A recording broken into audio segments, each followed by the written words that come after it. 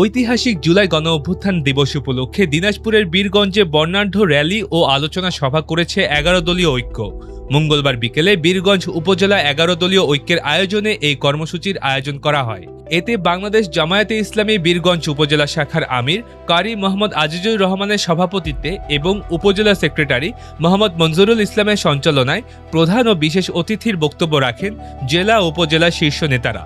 অনুষ্ঠানে বক্তব্য রাখেন জামায়াতের জেলা শুরা সদস্য মাওলানা মোহাম্মদ শহীদুল ইসলাম খোকন, শ্রমিক কল্যাণ ফেডারেশনের জেলা সহ সভাপতি মোহাম্মদ রাশিদুন নবী বাবু, সহকারী সেক্রেটারি এস.এম. হাদিউজ্জামান হাদি, উপজেলা সহকারী secretary K M. Delwar Hossain, office secretary Mohammad Nazmul Islam, শ্রমিক কল্যাণ ফেডারেশন উপজেলা সভাপতি মোহাম্মদ হামিদুর রহমান ও সেক্রেটারি মোহাম্মদ আমিনুল ইসলাম, তালিমুল কুরআন উপজেলা সভাপতি মোহাম্মদ সামাউন কবির, আদর্শ শিক্ষক ফেডারেশন উপজেলা সভাপতি মোহাম্মদ লুৎফর রহমান, জামায়াতের উপজেলা শুরা সদস্য এ.কে.এম. কাউসার, পৌর আমির মোহাম্মদ মোসাদ্দেক হোসাইন, ইসলামী ছাত্র শিবির উপজেলা সভাপতি মোহাম্মদ নূর শাহিন এবং পৌর সভাপতি মোহাম্মদ জুয়েল রানা।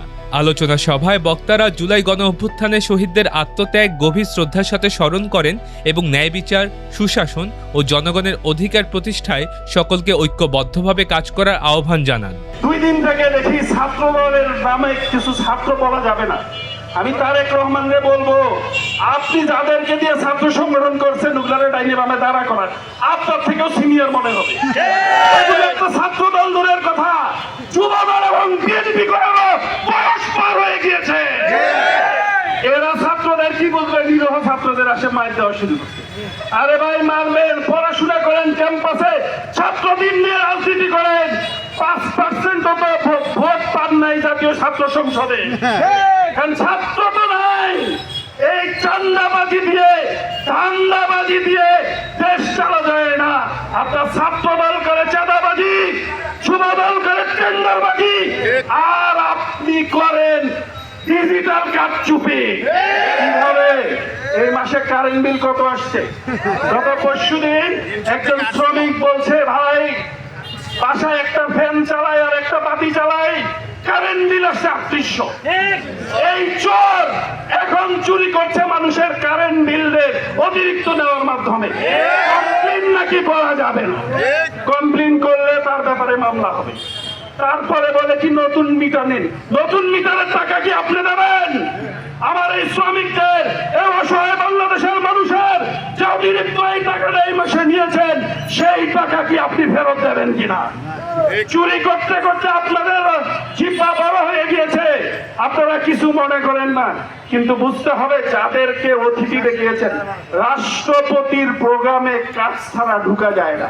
নিশ্চয়ই আপনাদের সিলেক্টেড মানুষকে দেখেছিলেন, সিলেক্টেড হলেও তাদের হৃদয়ে কিন্তু রক্তের ক্ষরণ চলছে, সে কারণে এত বড় মিথ্যা কথা তারা সহ্য করতে পারে না।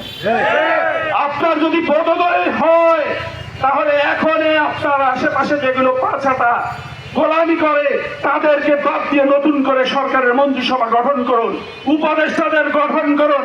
না হলে আপনাদেরকে দিনাজপুরে আসবেন, লিচুর কথা বাদ দিয়ে আপনি ব্যঙ্গ বলা শুরু করুন।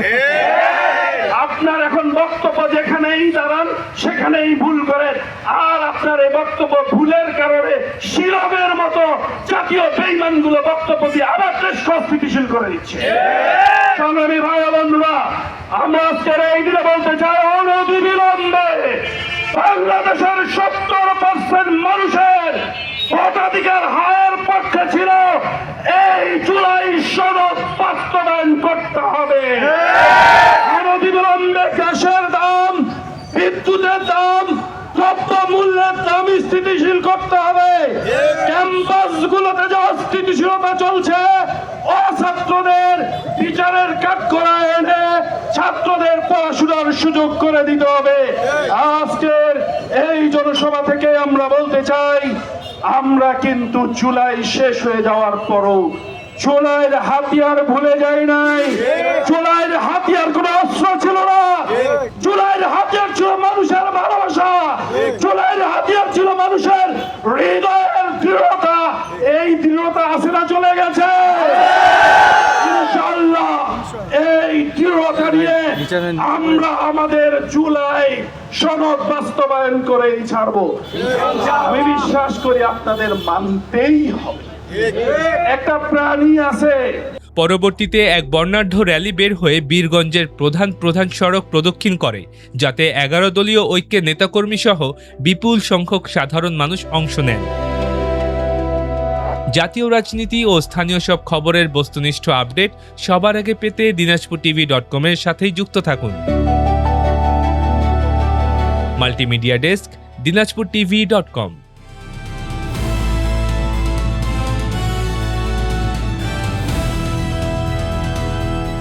দিনাজপুর টিভি, মানুষের জীবনের কথা বলে।